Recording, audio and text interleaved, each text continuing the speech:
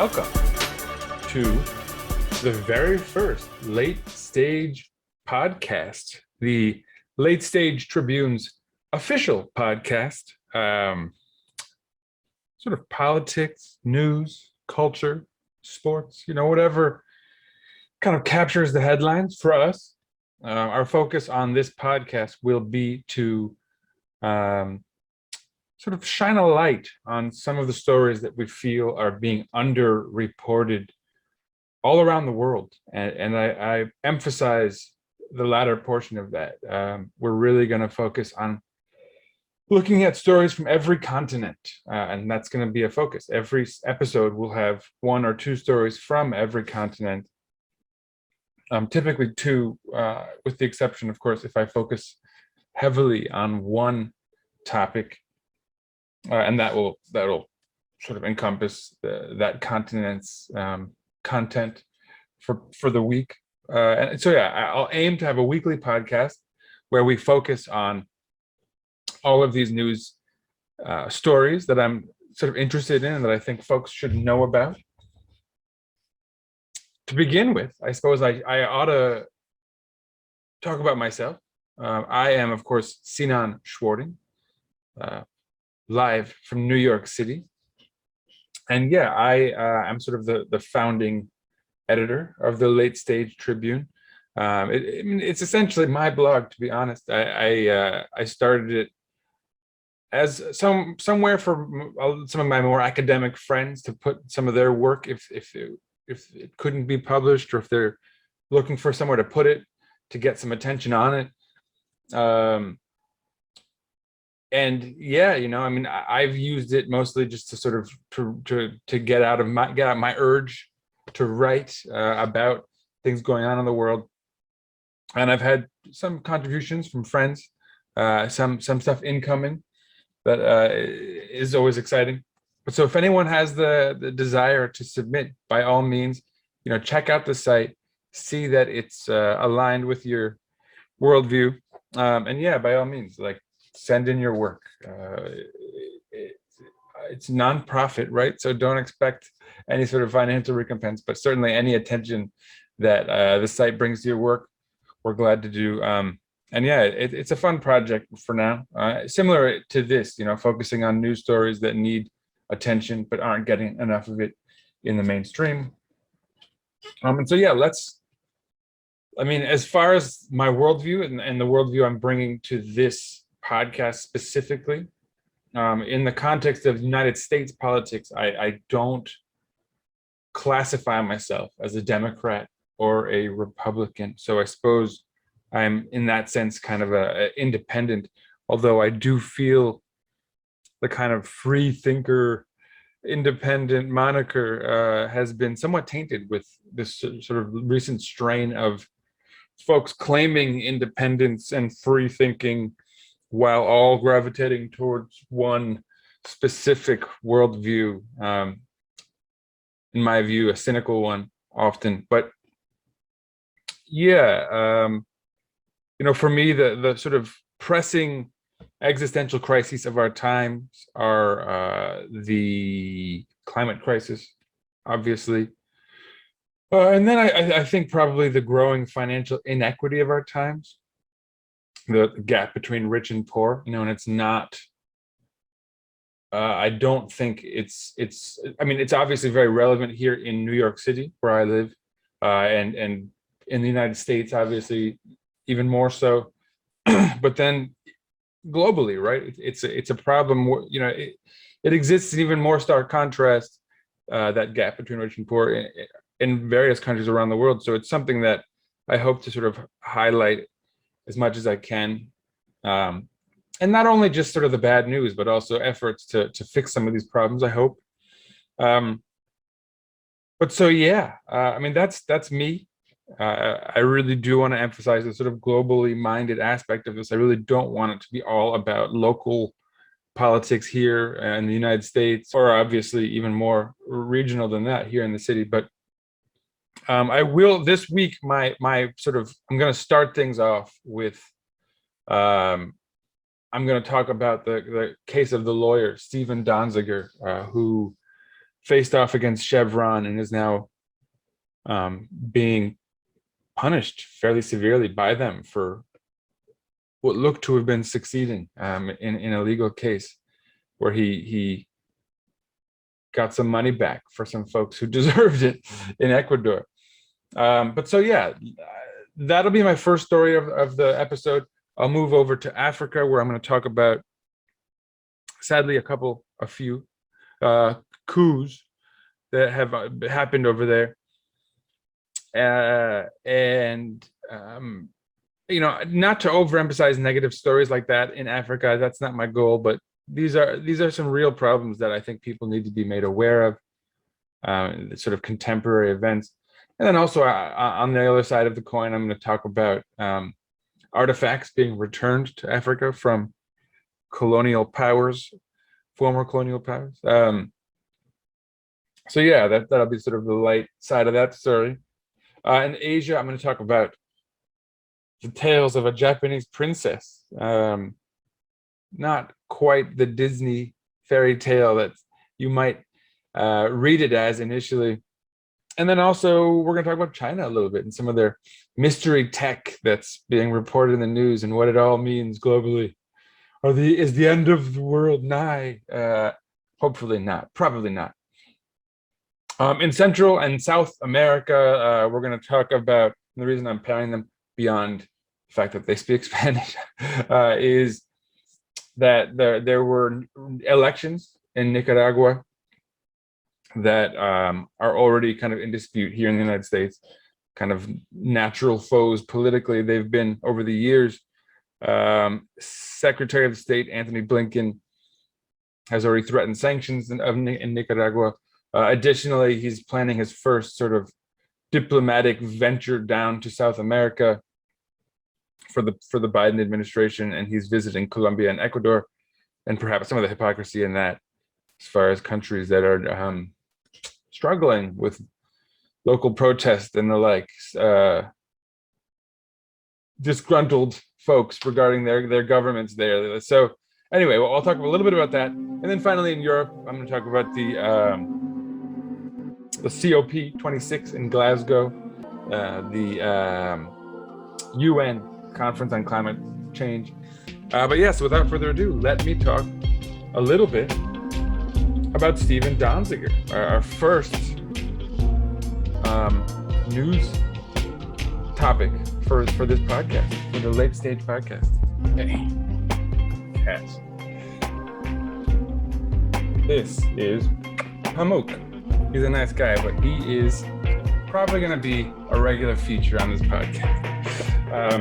So first of all, the story of Sinan Donziger is one that needs a little bit of a background. Anyone sort of remotely left/independent thinking and a millennial grew up with a kind of pantheon of documentary films that we all came up with sort of pre-Netflix, when things were less accessible, and so there was just this select few things that sort of got to a point where we all knew about them. Of course, Michael Moore's collection documentaries, Food Inc., Jesus Camp, The Corporation, a number of documentaries that we all kind of came of age with, and one of them also was named Crude. There was also an accompanying book that was really kind of well researched, and a sort of key component of the Crude documentary, and that documentary focused on the oil and energy industries and how they sort of directly were doing nefarious things environmentally, getting away with them in the sort of legal process that they were gaming to their benefit. But then also there was a sort of strong emphasis on the pushback. And one specific instance that is sort of well highlighted in the documentary was that of Sinan Donziger, who, as a lawyer, was helping the people of Ecuador and some indigenous peoples and some groups sue initially Texaco, but then they were bought out by Chevron, and the lawsuit continued against Chevron for damages that they'd done environmentally and sort of quality of life, and et cetera, et cetera. And they won in the courts of Ecuador. They won initially $18 billion, and then it was reduced to $9.5 billion after some review. But nonetheless, a giant victory, and something that could pave the sort of path forward for how to fight against this type of dirty business being done by not just the energy sector, but McDonald's notoriously ruined vast swaths of the rainforest for cattle, or to create land for cattle to graze. So it could have theoretically been the path forward for all types of litigation against giant corporations doing nasty things abroad. But of course, Chevron was determined to avoid not just paying that stiff penalty, but also really quick to avoid having to deal with this as precedent going forward. And so, yeah, they fought tooth and nail. They got access to footage from that documentary I mentioned, from the crude documentary that didn't make the documentary itself, hours of footage, and they poured through it, and they found parts where Donziger spoke of his methodology and the tactics he was employing. And at one point, it sort of becomes clear he helped kind of ghostwrite for one of the experts that submitted material data that was used kind of ultimately to help him win the case, help Donziger. And because he'd helped ghostwrite it, it had been framed as extortion, that he'd essentially kind of created his own case in this way and lied. Folks who are on his side of this, or sympathetic to his cause, or his sort of understanding of this, would probably point out that he was likely guiding someone who didn't maybe have the verbiage or the understanding of what kind of document the courts were looking for, or how best to express the sort of vital information for a court. And so, the sort of nefarious underpinnings of what he had done were obviously sort of drummed up by Chevron and their lawyers. But it worked, and they brought the case to the Manhattan District courts, and Judge Lewis Kaplan overturned the big victory in Ecuador, first of all, and then heavily implied that Donziger could be looked at for extortion, which seemed to be the end of it. This was in 2014. That in of itself wasn't so surprising. You expected them to look for some sort of loophole and to do something dirty to swing this thing their way. But what was surprising is that, again, 4 years later, they went even further. They kind of went in to stab the knife all the way. And I suppose to prevent any information from getting out, or to really dead any ability for this sort of methodology or tactic to be employed elsewhere, they sought to have Donziger's computer and electronic devices seized, and for them to probably dispose of any data they didn't like, or any information they didn't want getting out. And the same Judge Kaplan, who clearly, at the very least, was sympathetic to their cause and wanted to see this thing through, he first awarded them as correct. He gave them that case. He agreed with their objection, essentially, and agreed that he should have to forfeit his materials. Now, Donziger himself refused, and basically claimed that backdoor access, that he'd be giving Chevron backdoor access to confidential attorney-client communications. And of course, attorney-client privileges, confidentiality are sort of precedent that you can't really supersede. But still, this Judge Kaplan was apparently so sympathetic to Chevron's cause that he went all the way with this. And so in 2019,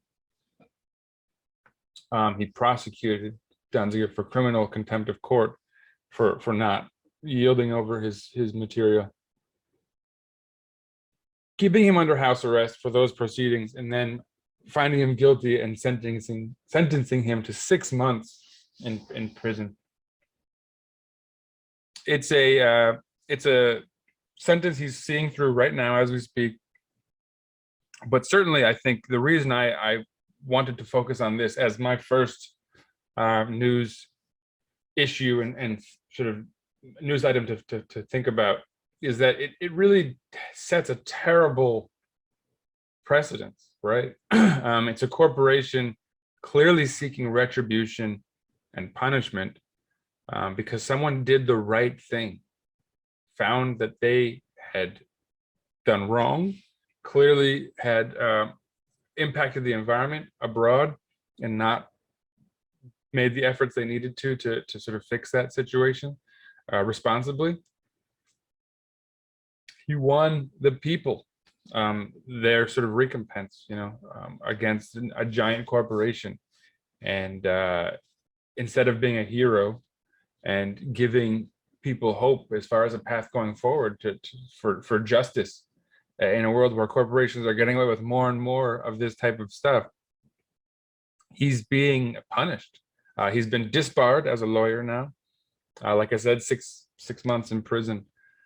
So yeah, give him a follow. I'll put his information in the podcast info, and I'm not sure if there's a GoFundMe or anything for his legal fees or anything to that extent, but if there is, I'll include that info. But yeah, I'll also continue to follow up on this news story. I think it's vital that the people be allowed to fight against corporate malfeasance, and certainly when it comes to the environment, but even beyond, everyone needs to be able to be held accountable, I would say. So yeah, that's really rough news, and I'm going to pile on with even more rough news. So that's my North America segment, my main segment for this episode. Next up, we're going to focus on Africa. And Trevor Noah often sort of jokes about how whenever you talk about Africa in the news, it's always about corruption and coups and these sort of stories of failure, and that's not really the full picture. And so I'm going to focus on another story after this one that's more lighthearted. And I already alluded to the story that I'll be talking about. But so first of all, coups. And I'll talk about Sudan because in 2019, a lot of people in their social media profile picture had a blue background image, just flat blue. And it was to support people of Sudan because there was a military coup then, disrupting their sort of progress, RE democracy. Well, so the bad news, on October 25th, there was a military coup in Sudan, another one. Democracy was to be reinstated, and that's shelved. They were poised to transition back to democracy, but with this military coup, 5 senior government officials were detained initially. The Prime Minister, Abdallah Hamdok, was put under house arrest. From there, he called for mass protests against this sort of action. I think he succeeded, despite internet outages. Right? Like clearly, the military leadership is responsible for. Despite that, protests have been very successful. They've been very vociferous. But still, the current interim government has announced that they are planning for elections again in 2023, so 2 years down the line. So obviously a blow for democracy, and certainly a blow for the people of Sudan. So my heart goes out to them. Often I think in the news, probably especially in Europe, the only news of Sudan is regarding refugees coming from there. And I think it's important folks understand what it is that they're fleeing from. Political violence, upheaval, yet another military coup. So my heart goes out to them, my sympathy goes to them, and I hope that extends to anyone who hears this. That is in the context of other military coups in Africa. In Mali, political violence broke out. A coup was staged, and that was May 24th, as a matter of fact. And it was their third coup in 10 years in Mali. Yeah, I mean, in this case, the vice president joined in with the military to stage this coup. So perhaps, it was supposedly against corruption, and they've called for another election in 2022, which is sooner than as is the case in Sudan. So hopefully, it's really more a case of them stamping out corruption in the government. A coup is never the best way to resolve this kind of thing. You'd assume, but yeah, I mean, that's the story. That was the story in Mali earlier this year. And then more recently, although not as recently as Sudan, in Guinea, their first elected leader in decades was Alpha Conde. He had seemed to establish control democratically there, had served out 2 terms, but he started looking for ways to sort of serve a 3rd term when that's not in the constitution. And this met with some resistance, as you'd imagine, but unfortunately, the result was a military coup. Colonel Mamadi Doumbouya took power. There was gun violence in Conakry, in the capital of Guinea. And after Colonel Doumbouya took control, before naming himself as interim president, he disbanded or dissolved the government, its institutions, the constitution. He sealed off the borders and then named himself interim president. So this one's looking not so good. No talk of when elections will be reinstated. So yeah, a number of blows for democracy in Africa. But I don't want to focus on these negative things and sort of perpetuate that stereotype. It's only to let people know that there is great strife going on there, and people who need help. But on the brighter side of news in Africa, and this is actually kind of fun, if you will. I mean, not perhaps in the historical precedent, but a college in Cambridge named Jesus College, fairly direct title, a French museum by the name of the Quai Branly Museum, and a Scottish university, the University of Aberdeen, all sort of separately in the last couple of weeks decided to return ancient artifacts to Africa, and specifically to what was the former colony of Benin, and they're called the Benin bronzes. One of these is being returned, I believe. It was a former colony, currently in modern day Nigeria. And so, that's the sort of plus side of the news from the African continent, is some age-old imperialistic nastiness is being reversed. And I think what's nice here is the precedent being set. Folks like the people at the British Museum have talked a good game about returning artifacts and the sort of justice therein. But this will actually put real pressure now. I think the precedents cannot go unnoticed by a number of key institutions around the world that should probably be returning artifacts to their rightful places. Certainly, it's good to note that while there obviously are some struggles with democracies floundering in their youth in parts of West Africa, there are also great success stories like that of Nigeria, where they're galvanizing strength after strength and now reclaiming their history and heritage, culturally and artistic. So yeah, that's the continent of Africa. Let's keep things rolling, I suppose. Next up is Asia, and we'll go with light to less lighthearted.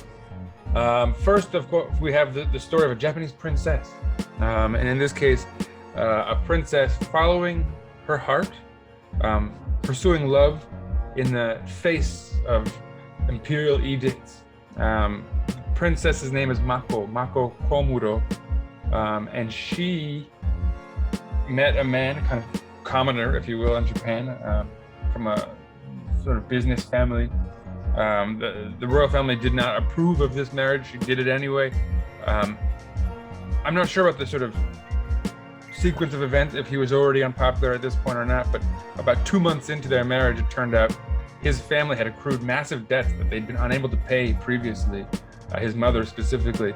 And then from there, with public sentiment waning, and the royal family asking her to leave this man and her refusing, and the royal family sort of disbarring her from the family, kicking her out.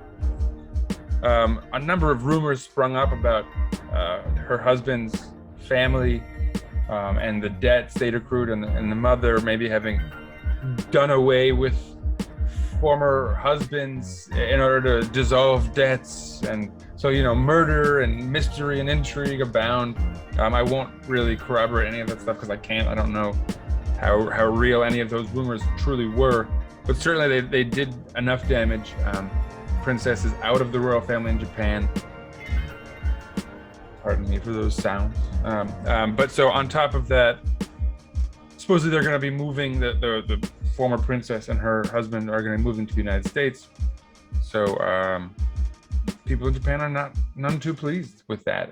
It's worth noting that Japan has a royal family much like those in Europe as far as its sort of historicity, but historically that culture that had even more power or more sway over the people of Japan than a lot of the European royal families did, in that they were deified. The sort of religion locally was geared around the emperor and their family being godlike, and they were prayed to and everything like that, to the extent. I mean, perhaps that's the case too in some parts of Europe as far as being prayed to. But anyhow, certainly a lot of reverence for the royal family, and it waned after World War II. And one could do a whole episode on that, but I won't. And for the sake of ending the story, I'll just say that this is a story of great import to the people of Japan, and I think,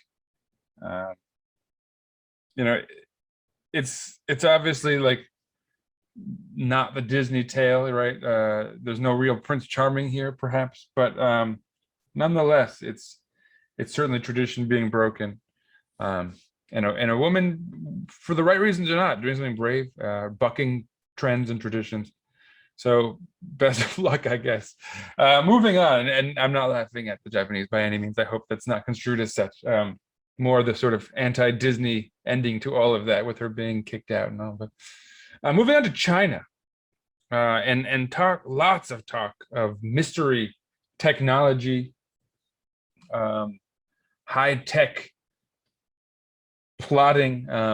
So the scary stuff here, obviously, is the talk of a stealth nuclear bomber, the Xi'an H-20, Xi'an Xian H-20 is supposedly a bomber that can evade radar and drop a nuclear payload long distances. So clearly, the World War III folks out there who are afraid of that coming will have some fodder for their conspiracy theories, I'm sure.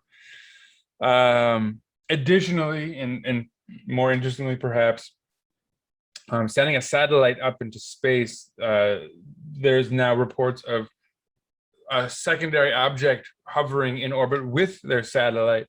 This has happened previously. It was supposed to be an apogee kick motor, which was supposed to sort of direct it into its orbit and then get kicked off of the satellite and fall into its own, sort of become space junk, essentially. But in this case, the satellite was supposedly sent up to clear space junk or research it, or have some positive role in getting rid of space junk, at least according to the Chinese officials. So who knows exactly what's going on up there.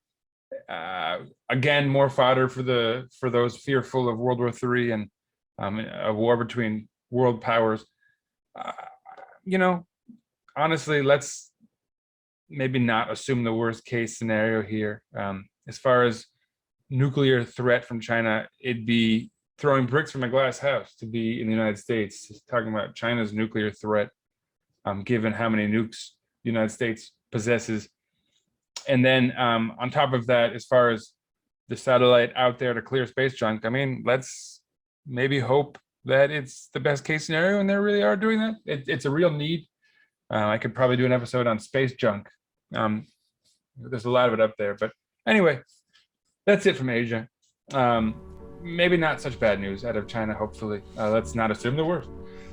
Next up, we have Central and South America, who I already sort of linked in the preamble to the episode.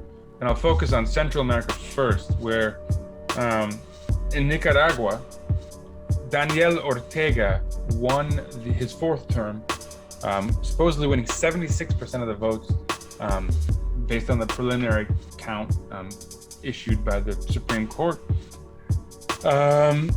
Sounds pretty definitive, right? 76%. Now, critics are claiming that political opposition and prominent business leaders who you'd imagine were probably opposed to the socialist leadership there had been imprisoned or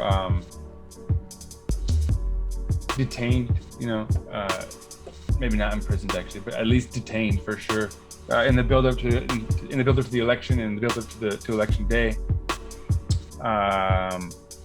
Additionally, foreign press and election observers were barred from entering the country. On the flip side, though, and I think it's important to try to understand every side of the story like this, Nicaragua probably saw what happened in Bolivia not long ago, where election observers came in and helped sort of create a soft coup on their government, which was really immediately and distinctly overturned by the people of Bolivia in their next election, sort of making it quite clear that this was a political machination. But so, I think for Nicaraguans or any kind of leftist government in South America or Central America, there's a lot of precedent to be weary of foreign involvement in the election. So be that as it may, you'd like to imagine a world where we could sort of foster more trust and honesty and transparency between the two nations. That's not the case, even though Biden is a quote-unquote Democrat on the quote-unquote left here in the US. There's no sort of rapprochement. There's no peace being sought. Anthony Blinken has already spoken of potentially issuing sanctions for Nicaragua, and has spoken, on the sort of good cop side of things about more like we'll sort of give kickbacks and we'll do good diplomacy with real democratic nations in the region, sort of a backhanded sort of insult at those who they claim are not being so democratic.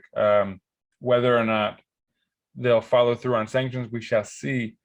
What is happening, however, and this is the link to South America, I mean, beyond the fact they both speak Spanish, is that Anthony Blinken, our Secretary of State's first visit to South America is going to be to Ecuador and Colombia, longtime allies of the United States, longtime bases for the right wing in South America.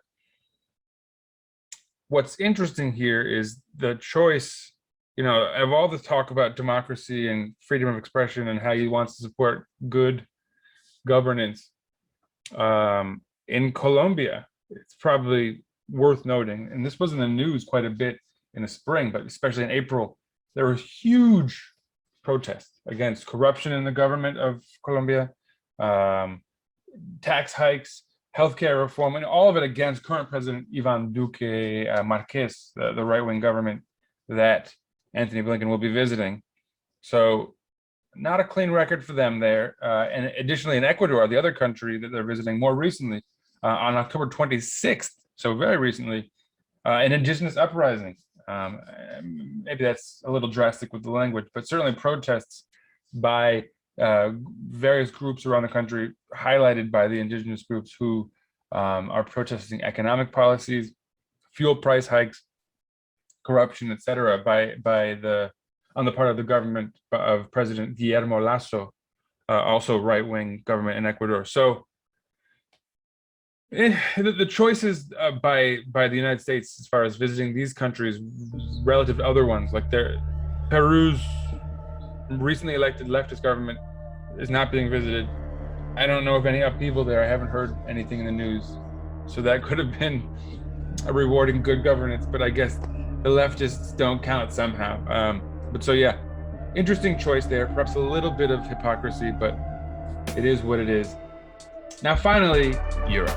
And I want to focus next episode on Germany and their elections, especially in light of the elections here recently in Virginia and New Jersey, just to sort of give a global perspective on where elections are going, right or left. And I have a friend / expert on German politics that will send a little audio segment and let us know about what's going on there. But so this week for Europe, I'm focusing on one topic, but it's a big one. It's the UN Climate Change Conference in Glasgow, 2021, which is somehow abbreviated as COP26. Maybe it's like a French language abbreviation. Certainly would be triple C if it was just Climate Change Conference. So I don't know how that works. I'm not going to do that linguistic activity. What I will do, however, is inform you about, so they're sort of self-diagnosed, the 4 goals that have been set up for this conference are securing global net zero emissions by 2050, by the middle of the 21st century, they say, and keeping within 1.5 degrees. I'm assuming Celsius, centigrade, because Fahrenheit, it's not a lot of space for them to work within. So that's issue 1 that they're focused on, goal 1. Number 2 is adapt to protect communities and natural habitats. And I assume they mean those that are most at risk, like islands going underwater and coastlines and all that. Sort of a slogan, if we're gonna be honest. Number 3 is to mobilize finance, which another sort of slogan, I suppose. Really, it just seems like they created a backdoor for the financial sector to enter this conversation somehow. And number 4, it is to work together to deliver.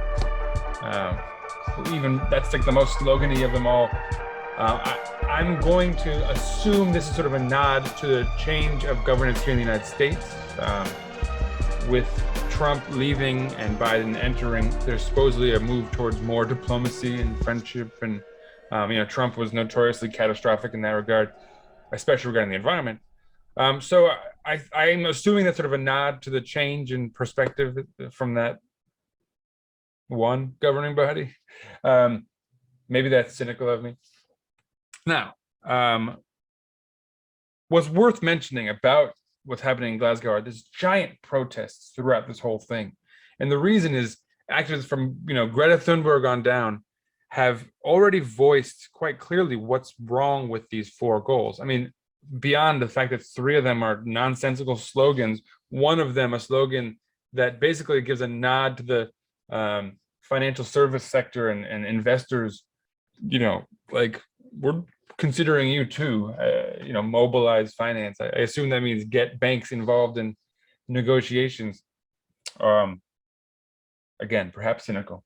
But the more specifically here, the goal to secure net zero emissions by 2050 is already actually pushing the goal lines back. That was something they'd agreed to do before 2050 in previous meetings, the Paris Accord, and allowing a 1.5 degrees of temperature rise, centigrade, is allowing so much devastation, coastlines flooding permanently, temporarily, and all the damage that comes with that, islands going underwater, island nations entirely, increased hurricanes and weather problems, extreme weather events, right? What's being allowed in these talks, according to activists, is far too much than can be survived, right? So that's basically at the crux of the issue. It's not anything we can be surprised about, right? As far as the environment goes, this is the perpetual discussion of like what needs to happen versus what politicians, excuse me, can actually make happen. And it's never they never really fully match, right? The Venn diagram doesn't overlap nearly enough. And what politicians have to deal with is corporate influence and sort of the quote unquote realists setting limits and limiting the extent to which things can actually be done to fix what clearly needs to be fixed environmentally. So more politicking in Glasgow, and some vocal opposition, it sounds like. So anyway, that's it for Europe this week. Next week I'll go in more in depth as far as Germany goes and their elections. Finally, so we have some fun, a couple fun segments to end things with here. Number one, we have a power ranking, and it's the U.S. corporate media power ranking of like what they're focused on. And the goal here is just to like briefly summarize what the media here is talking about, so that you don't have to find out for yourself. I'm going to be honest that this is mostly a summation of like the quote unquote liberal media, the CNNs, the MSNBCs, New York Times. I'm not really digging into Fox News. There's only so much of that stuff I can take before I start pulling my hair out. But so yeah, topic, I guess we'll start from the bottom. I'd say that the sort of fifth most prevalent topic these days is vaccine stuff. And it's a combination of good news. The FDA has approved 5 to 11-year-olds being allowed to get vaccines in the United States, whether or not they need to, and that should be prioritized over other countries getting access to their first vaccines is another story. But nonetheless, there's that. And then there's the bad side of it, which is like the Aaron Rodgers, Packers quarterback, celebrity, Kyrie Irving, these folks who are dodging the vaccine publicly, in case of Aaron Rodgers lying about it and getting into a lot of trouble over that. So that's the fifth most popular topic in the corporate news here. Number 4 probably has to be Biden and his diplomacy, in quotation marks. A lot of the energy is focused on his farting on English royalty and sleeping in conferences.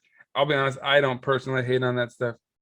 Who hasn't fallen asleep for a conference before? And who hasn't wanted to fart on royalty, for that matter? So, yeah, that's going to be hammed up quite a bit, probably, especially by his opposition. But he's not a young man. What can we say? I'm surprised he hasn't farted on more people. Anyway, the number three most popular news item in the United States corporate news. Naturally, Trump.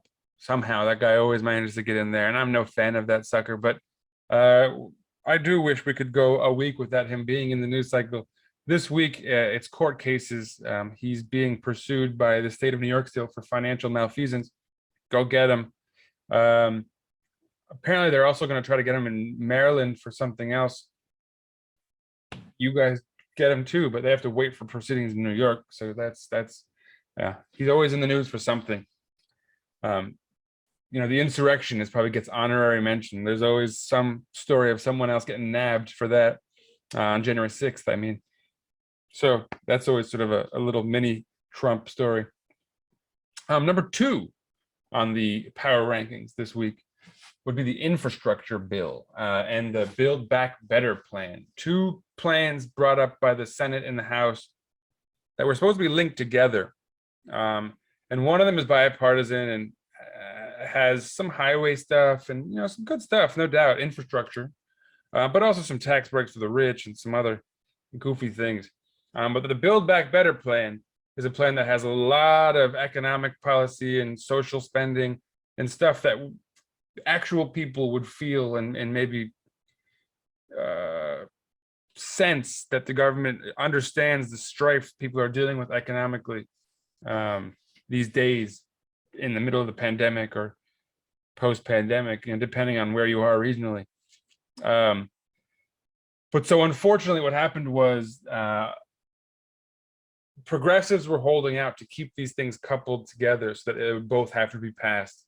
But enough Republicans defected to help the centrist Democrats pass the infrastructure bill. That's now gone through, meaning that the Build Back Better plan that could actually help the most amount of people and has the really popular plans that are polling over 70% and all that, that no longer has that same impetus to be passed because the other one's been passed. And so the center and the right are appeased. They've sort of done minimal work and they can go home feeling like they've done something. Whereas the real substantive stuff that would define Biden's agenda and again, sort of signify that He's empathetic to the needs of people here. Might not pass at all now. It's certainly imperiled. We shall see. Moderates sort of promised that they would vote it through if this infrastructure bill went through. They've promised a lot of things that have not come to pass yet, so we shall see. And then number one in the news, I mentioned it when I was talking about next week and how we're going to talk about Germany a little bit in their election cycle. Elections here. Virginia and New Jersey both saw elections for governor, a number of mayorships in cities around the country. And most prominently, those governorships, historically, right after a presidential election, there's a little mini cycle like this where some positions are put up for vote.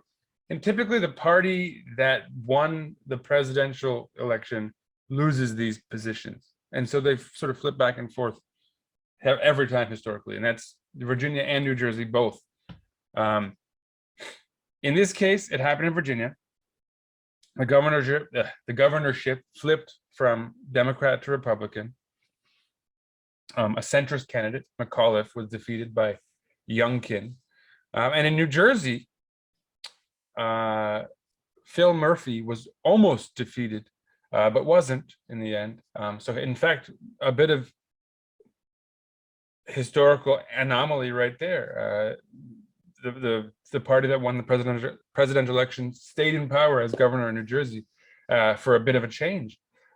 But still, the whole thing is being viewed and construed and written up as a failure on the part of Democrats, in part because I think people are lacking that historical context and the fact that these things are supposed to have flipped.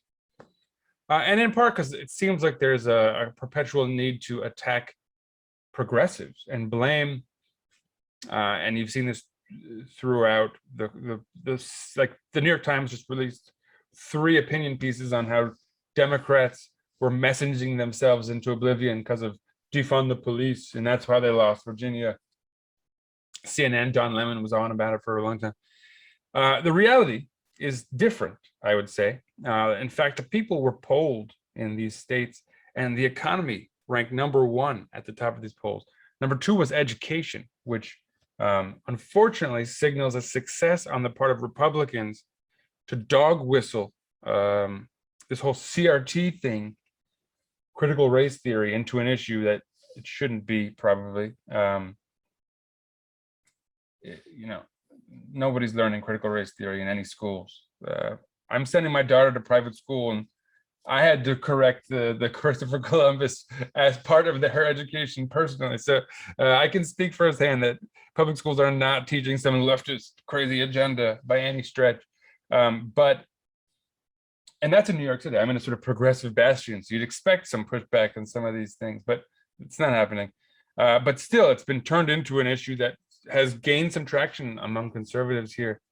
So CRT is perhaps the sort of issue within the issue that's critical race theory, I mean, and then within that, what they're calling progressive, wokeism and, all this other stuff. Again, a poll was done, the economy ranked as the most pressing concern. How could Democrats signify that they care about people's economic well-being? Maybe passing some bills to make them experience tangible benefits of you being in power. How about giving people paid work leave, maternal leave, paternal leave? Like there are so many aspects to the Build Back Better plan that we're going to let people know that they're actually in the minds of those in power economically, and that they recognize the woes of this era that we're living in because of the pandemic and all that. So it seems like that would have been the easiest way to assuage people's fears regarding the economy. And instead, they didn't pass anything. The day before the election, Joe Manchin made it very public that he would not be accepting the Build Back Better plan sort of as it had been presented to him. And so that was probably the most telling indictment against any notion that Democrats were doing the right thing, re the economy. So if you want to talk about bad messaging, that's what it is for me. But anyway, that is the number 1 power ranked corporate media news focused topic, the elections, regional elections, and critical race theory / progressive messaging. Hopefully these rankings will be changed up by next week. but knowing the corporate media here, they might be stuck on these topics for at least another week. Maybe they'll be shuffled in terms of order of priority, so stay tuned for that. And finally, a little bit of culture. I'm going to recommend some music to you folks. I'll be real brief about it. Check out Zach Fox's debut album.